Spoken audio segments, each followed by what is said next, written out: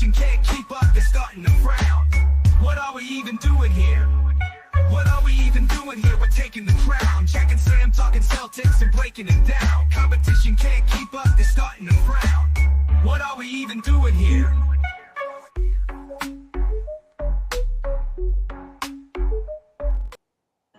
Whoa, we did it. It's Friday for those of you with regular day jobs. Happy weekend to all of you.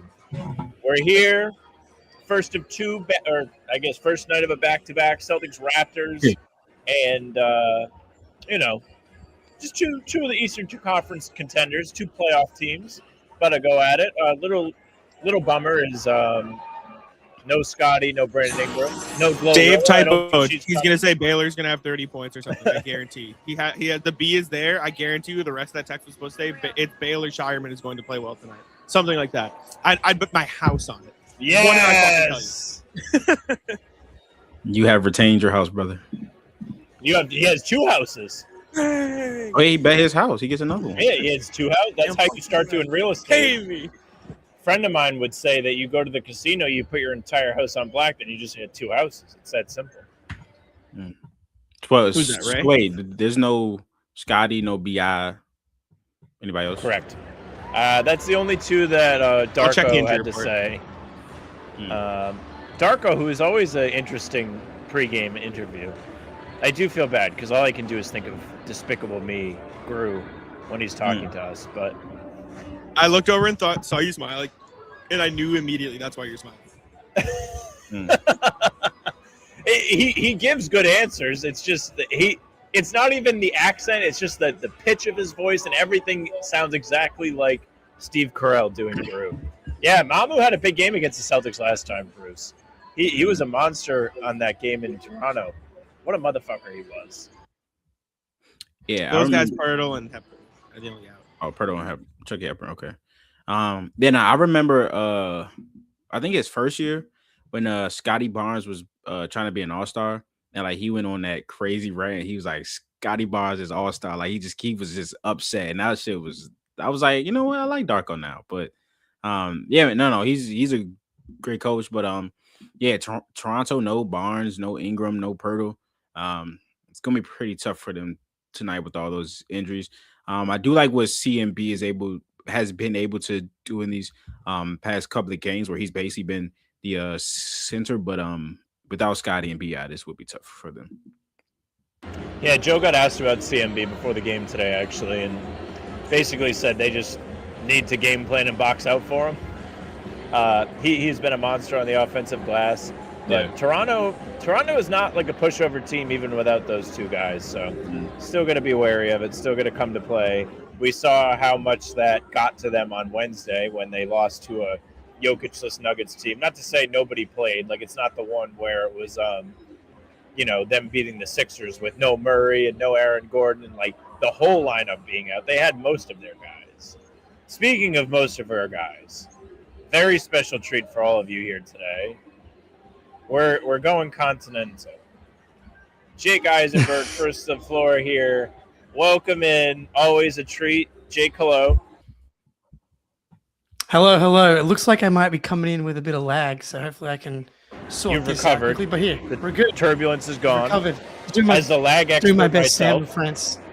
Exactly. I'll do a tribute to the OG. I haven't lagged in a while. I swear it's not usually like this. What's up, fellas? What's good, Jake? How you feeling? Hello. Good. We're good. Big favorites today. Can we do it again? Yeah, I was leaving my house today, and my roommate was like, Jack, any reason the Celtics are 10.5-point favorites over the Raptors? And I go, I don't know. I was like, that's a lot. That's a lot of points. I don't know, though. The Raptors are weird to me. I think they're good. Yeah. Oh, my God. Fucking they got, like, middle schoolers playing on the court right now. And someone just had a nasty ankle breaker. Some kid just hit the fucking I just heard the entire crowd go, ooh. Like, that was bad. I think the kid that fell that has glasses, too. It's bad. Oh, no.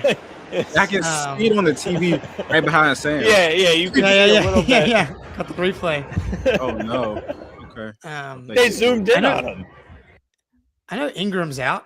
Is anyone else out? Is that would that Scotty explain too. why- Got it. That might be Celtics off a Denver. loss as well. Jake, I think I got impersonated for you by accident. At least that's what the comments were speculating. I had a comment in one of our recent videos that was like, how do any of you listen to Jack? He's a fucking idiot. He said they were going to tank the whole time. And I'm like, I never said that. That's actually really a nice way to tell appreciate somebody that. that you were mistaken for them. Is Yeah. by saying Yeah. somebody else told You you made that a- you're a fucking idiot. Hell yeah, that's could definitely be me. He's a guest on this show, damn it. It was just funny because all the appreciate it. comments were like, I don't think he ever said that. I did. And so one was like, maybe you're thinking of Jake, but the guy never responded. But it was like 2 days in a row, this guy was coming in like, fuck you, Jack. Like, I'm like, I was just lost in what I did. And I was like, I don't think Jake was that crazy either. Like, I don't know why this guy's so angry. I love it. Hey, anytime I get mistaken for people that are 6'1" with hair, I'm happy to do it. That's a good problem to have for me.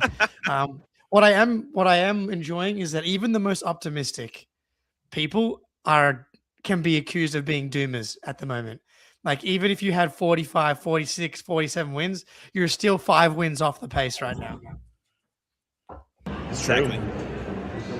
I do think the season's over after Wednesday, though. Just thinking back. No, I think that this is a great spot for them to bounce back today. I again think they have to be careful because anytime a team's shorthanded this point in the season, the other guys are trying to figure out how they can earn rotation minutes. They're just going to play hard. So hopefully they show up. First night of a back-to-back. San Antonio tomorrow with Wemby. I've never seen Wemby in person. I can't wait. Already made the thumbnail. That's how excited I am. Okay. Nah, that should be a really good one. Yeah. I hate that we're playing them on the second night of a back-to-back, but the Celtics are usually pretty good in those situations. So hopefully both teams are as healthy as possible and we can get a great game out of that. Yeah, this game could be a tricky one. Toronto I have the same amount of wins as the Celtics. I don't know how many games they are back of us, but the last They have 2 more losses okay. than Boston does, so it's probably a game back. Okay. Yeah. But this team can be tricky. They're always like a feisty team. You know, they always play hard. Like I said, CMB has been playing great as of late. RJ Barrett can have a big score night, especially without Ingram and Scotty. So the Celtics have to bring whatever sentiment they had after losing that Nuggets game and bring it right here. No, Amari's out. Fuck. Sorry, man. I hate to break it. I think it is a good matchup. At least, like, anytime there's the opposing team's big man isn't like a huge problem. Like, I know Pirtle has been in the past, but he's looked pretty washed this season, and looking like a terrible extension that the Raptors gave him. Like, Mamu's been good, but he's not going to kill you on the boards. So, like, the defensive rebounding, you should be able to win the shot margin battle. Pirtle's out too, so they got okay. So that's why the line's 11.5. There's no Scotty, there's no Pirtle, there's no Ingram. All right. Well, that probably explains it. And the Celtics coming off a loss, that is a good spot. You have to win this one because the Spurs on a back-to-back is tough. It would be nice to actually just blow them out, obviously. But let's fucking take care of business. Come off a loss.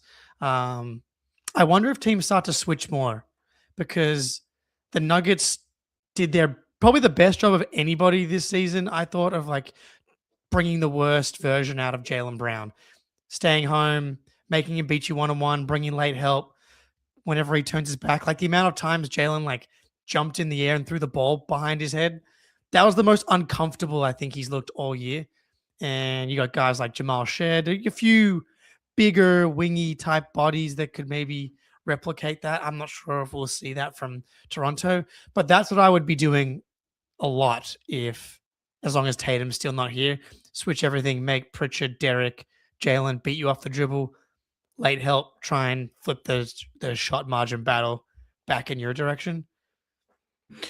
Yeah, no, I this was like the second quarter. I was like, yeah, this is the closest we've seen to a playoff level like defensive scheme for Brown. And even then he still had like 35 points and shot almost like 50%, but it's like the turnovers and like how hard it looks sometimes for everybody to like crack somebody off the dribbles. So yeah, I think CMB definitely hits that. If they had like Scotty and him, that would be crazy. But like Jamal Shea can cause so many problems on the defensive side. But it's just they don't have their whole repertoire of guys.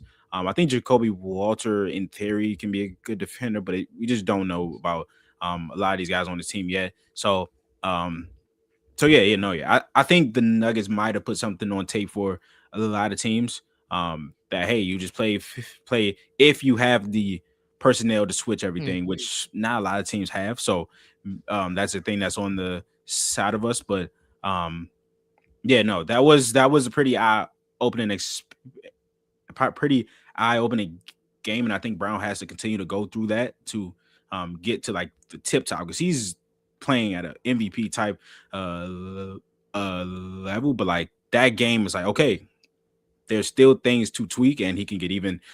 It's scary to think that he could get even better than what he is now. So yeah. Back to the switching. I may be mistaken, but doesn't like every team just try and switch whenever they can? Like it feels pretty uncommon to see guys give up an advantage off a screen in the NBA nowadays. And I'm not saying it to like discredit what Denver did. It's just like you said, they have the personnel to do it. Like not every team is going to be able to key in and make Jalen that uncomfortable, it feels like. Yeah, because I think a lot of teams play drop. I think a good amount of teams play drop. Okay, like, fair. I haven't watched a ton of Wolves, but I guarantee you they don't switch Rudy on the motherfuckers on the perimeter, right? So like Rudy's in drop, Zubac is probably always in drop, or Clippers. They hedge a ton the Clippers, so they try to get you not to turn the corner. Yeah. But like with Toronto, they're definitely not switching it. Like with Pirtle, like we've seen them 3 times already or 2. They're definitely not gonna switch. So yeah. Oh, here we go. I mean, another fucking Drake May merchant on the fucking jumbotron. It's playoff time, baby. You gotta understand the moment. They don't know what game they're at. Like, listen, man. Wait, his face. I would bet you all the money in the world that there were Celtics jerseys when they were in the playoffs, like on their finals run at Pats games. Like there sure weren't. 100%. They were. The Pats weren't playing football when the Celtics were in the finals. Okay, well, in the playoffs, there's no overlap. when the Celtics are in the playoffs, I bet there's no overlap. Oh wait, for the you're playoffs. right. I know what you mean. Yes. Yeah. The worst one was the guy that taped over the Tatum jersey last game. Okay, that was upsetting. That was crazy. I thought about you. I thought about you for that. That's a little crazy. I don't know. I don't need to. I love it. I'm gonna get angry. I love it. It's fucking Drake May. The guy won fan of the game last game because he had the Drake May, I Heart Drake May shirt. He did nothing. He was not entertaining. People like Drake May. They heart him, apparently. Just because you only enjoy one sport, like you are the exception. Like you know that, right? You know that? Like you are the exception. I know. That's why I'm being loud about it. That's how you're supposed to be, is when not a lot of people care about the thing that you care about. You have to really make sure that they know you don't care for it. If you're loud, then that means that you're right. So correct. That's very true. It's part of Sam's brand. He essentially has no choice but to at least pretend. It's like Skip Bayless anytime LeBron does anything. He's not pretending. Like Skip has to overreact to any LeBron James behavior. That's essentially the same with Sam and Greeny, I will say, when it comes to jerseys. Sam may be even above Greeny when it comes to jersey policing. But hey, you gotta find your lane. This is Sam's the Gilbert Arenas of jersey. What the jersey hell? Analysis. I don't have any guns. I knew that was coming. I was going to take the onus off him, but it's okay. There it is. Speaking of the arena where the gun was found, Trae Young will be in a city near you. Yeah. That's a segue, brother. That is indeed a segue. No, it's listen, man. It's intriguing. I will say it is very intriguing. Now, if they can parlay this with a very early pick in this year's draft, then we can talk about something. then we can definitely talk about something. Because if they can get a Cam Boozer in here, then I'm very, very interested. I've always been, ever since their GM switch, they've been competent as far as like making the right moves. Like they're taking on bad contracts, getting draft assets. Then they were able to flip Like Bradley Beal. That's what I tweeted out. That's exactly what I tweeted out. And I was like, I can see this. I really can see this. Now they turned Can see Bradley what? Beal. I can see. Okay. Exactly. I can see a team with some potential. Like, Like, no, I don't see a yeah, champion. that's fair. I don't see a champion or anything.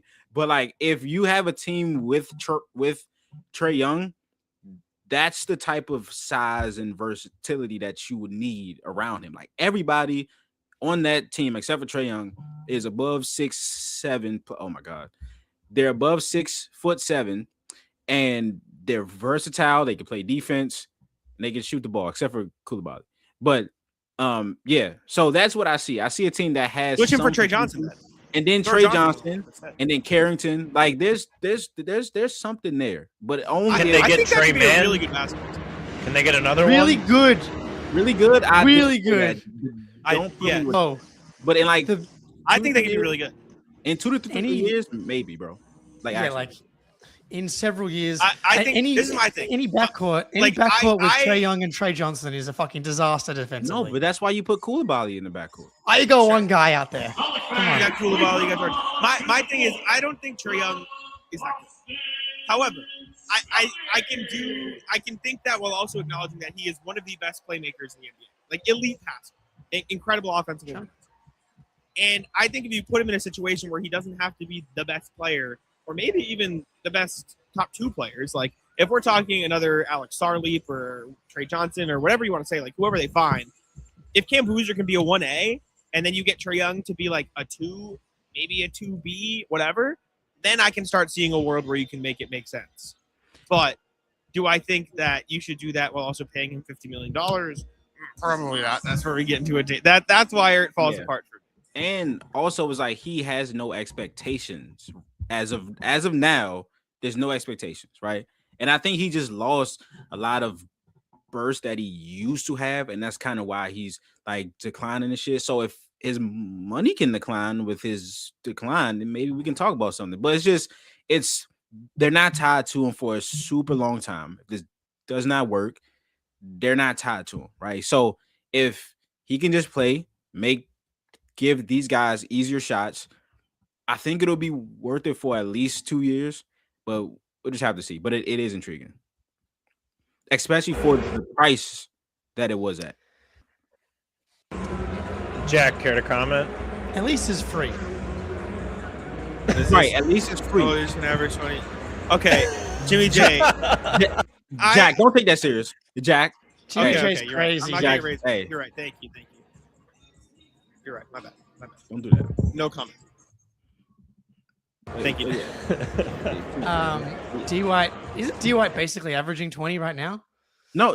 Yes. No. Jake, No. the context of this is Jimmy J spent the entire last stream telling me that Trae Young was better than Derek White, and I had to stop getting rage baited, and so he's like, so I'm like, Gotcha. So I'm not thing gonna with let Trae it Young, get gotcha. Can he shoot anymore? 30% from 3 this year? Yeah. Like, and then yeah. The decline needs What's to the be deal with- investigated. It is like scarily like steep how bad he has been this year in comparison. Could he ever shoot? Him, He was Yeah. 38%, Yeah. 37% another year. Yeah. he was never a like consistent like. I feel like his high shot volume, selection high is bad, accuracy. too. That's what I'm saying. Like, Yeah. You know, he like at the point that he is now, right? At the point that he is now as an offensive player, it's not worth the guy that he is on defense. Plus, like he's shooting the same shots. He's just not making them now. So now it's like, okay, if you're going to be one of the worst defenders and you're also not the peak offensive version of yourself, then we really have to do something. So I think that's where the problem is. And of course, it adds injury to insult when he has to be paid. And it's like he still thinks he deserves to be paid as the guy that was at his offensive peak when he's just not. So it is really tough. Him and Ja are just like washed before their prime. Yeah. Like, how does that happen, dude? Like, we Washed look at at the Jays. 26. LaMelo.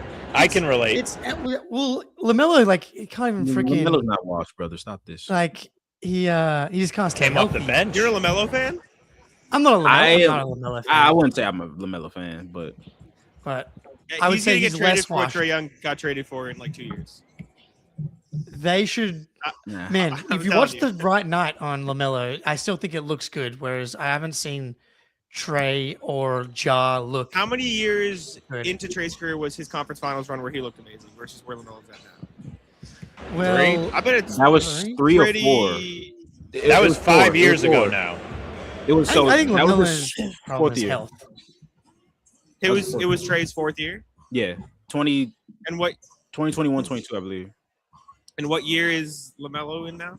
This is year 5 or Maybe 6. 4. Year 6. Wow. Okay. So he's. I don't know, man. I'm not. You a LaMelo. pissed him off.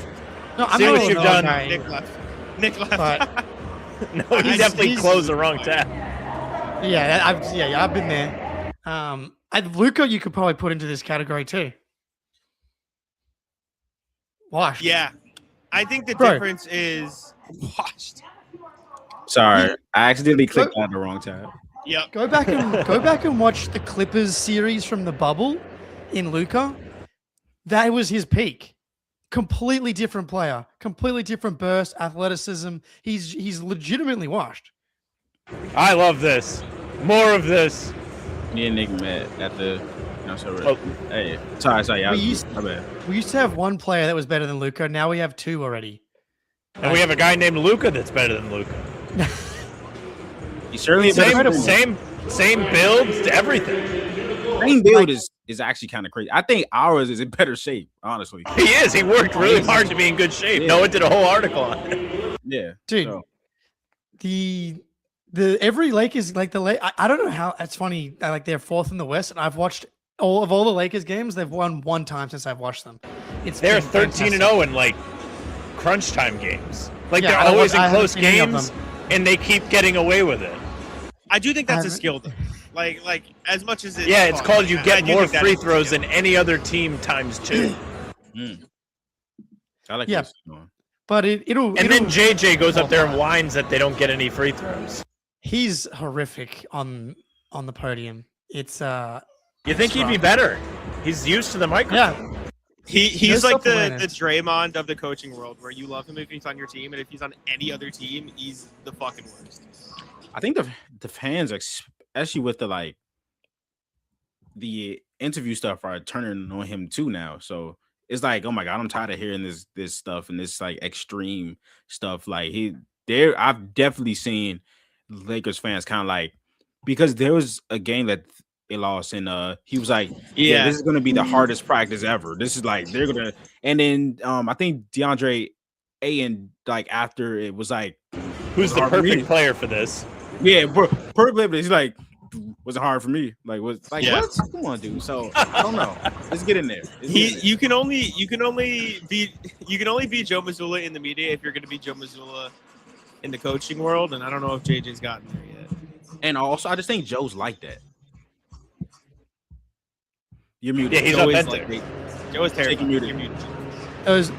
Those memes where it's like intense Joe Mazzulla quip, bah, intense Joe Yeah. Mazzulla quip. Bah. Saw one of Yeah. them last night. Like you Yeah.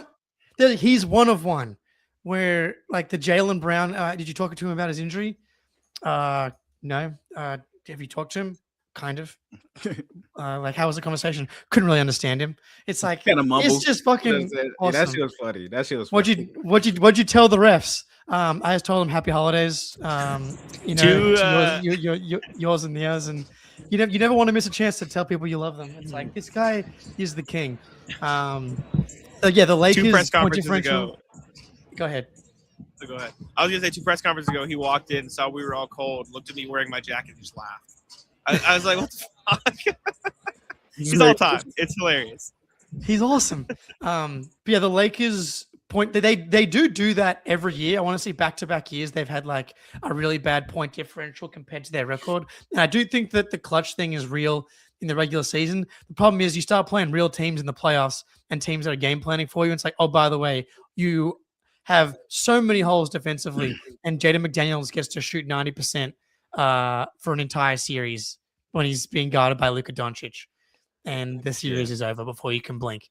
And that's going to happen again. It's going to happen. And my one hope, currently, is that they just give Austin Reeves a max, because then that just basically guarantees they're fucked forever. I mean, who doesn't want to see somebody get paid? You can't root against that. You want to see everybody succeed. He wants him to get undrafted guy. Something that I've been wondering. What a story. When can we extend Peyton Pritchard, and what's the max we can extend him for? Because like, is it going to be one of those Derek White situations where it was like if he goes to free agency, he can obviously get more maybe, or does he take like the 4 for $20 million a year? Pritchard is under contract through the 27-28 season. Yeah. I don't know. That probably means they can extend him for 26. His off season? Like, yeah, no, probably next off season. I think. I'm not Keith Smith, but I think. And I don't know what it would be like in terms of the Derek White thing, but they definitely have his bird right, so I can only they can pay him whatever they want technically, I guess, right? So, all right, because man, having him on his current contract as like a legit third option on a fucking 3 seed, hell yeah, mate. Yeah, I love that. Sorry. Go ahead. Oh, you good? No, I love that the Celtics have like gotten out in front of like a lot of contracts. So like Jalen's first contract, everyone was like, "Oh, I don't think he deserves that. I don't think he deserves that," and he's turned out to this. Even when Rob was hurt, they gave Rob like $10 million, and it was because like we know if he plays, he's this guy, so it's cool. We gave Sam Hauser his contract before he was like an actual like rotational guy, and we gave Pritchard his 2 after he was like, "Yeah, guys, I love you guys, but I'm not playing. Can I go somewhere else?" They're like, "No, we believe in you. Just wait 1 more year." And then they paid him, and he was like, "Okay, cool." And it's just like this is what good organizations do, right? They're not reactionary like my favorite football team is, but it's just like they get out in front of stuff and then they do it. So now when Pritchard plays great, he's on one of the best contracts, right? So that's just the way they do it, and I'm glad that they do. I love how much Jimmy J hates the team. Everybody sucks. Yeah, he just hates everybody on the team. Who do you awesome. like, Jimmy J? That's a great point. I remember when the Pritchard thing happened initially. I think Jack said on the show like it's one of the best contracts in the league, and it is proven to be one of the very best, if not the best. They've got so many good contracts on the team. Hauser, Pritchard, Derek, even fucking Jalen is now living up to the contract, which I thought was impossible. And it's also like silly because it's just draft pick. They picked Ugo with the 28th pick in the first round. You know how little guaranteed money that is? Walsh number 35. I would like to see Walsh kind of string to. Yeah, it's true. I would like to see Walsh string together. There's been lack of enthusiasm for Shireman. All right. Hey, he's playing better than I thought. It's what's cool about Shireman is he's impacting the game in the ways I thought he couldn't impact the game. There you go. Yeah. By playing defense and stuff like that. Caden's got a team option for $2.6 million next year. Yeah, that might be one of the best contracts in the league currently. And I've been hard on Cater lately, but he had 20 rebounds last game. And if he can fucking just put the ball in a little bit more in the basket. So 3 for 8, killing me. Speaking of busts, a kid gave Ugo. Oh, I didn't even see it. There was 2 of them. A kid gave Ugo like a little 3D printed bust of himself today. Ugo was pumped. Like he was showing people in the back tunnels. He's like, "Look what this kid made for me," as he was getting his like physicals done. That's awesome. That's awesome.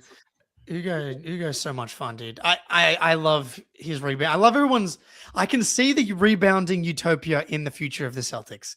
Tatum, Ugo, Walsh, all just like very aggressively plus rebounders, and I think the rebounding will be solved once we get him back. So, Hauser's replaceable. Jesus Christ, dude. All right. He's the only guy that can shoot off the wings. I know Sam. He's Sam. not replaceable, Sam. I don't know how many times I have to bring up the fact that only one player has shot 40% on 5 attempts in the last 4 years. Every year, he is the most consistent 3-point shooter in the NBA, and he gets off to cold starts every season. You just gotta wait. You just every gotta game. trust that it's gonna pan out. No, I was gonna say that he has cold stretches, like 3 to 4 cold stretches. So that's actually incredible that he. It's shooting. He shot 40% for the last 4 years, and he goes on cold streaks every time. It's just that's actually crazy. That's actually great. Guess what Sam Hauser's shooting from 3 this season? Jimmy J and Sam LaFrance. It's got to be 39%. He's really recovered nicely. 37.5 currently. Yeah, and high volume. Career worst. Yeah, I know. That's incredible. That's a career worst. People that want to trade him, you don't find guys that get guarded like him. It doesn't happen. Of all the wings, you throw out Ugo and Walsh for what it's worth. Plus in the right lineups. He's been doing some things lately. He had a block last game. He gets to those hustle tip-out rebounds. I love to make fun of him, but I am noticing what he does.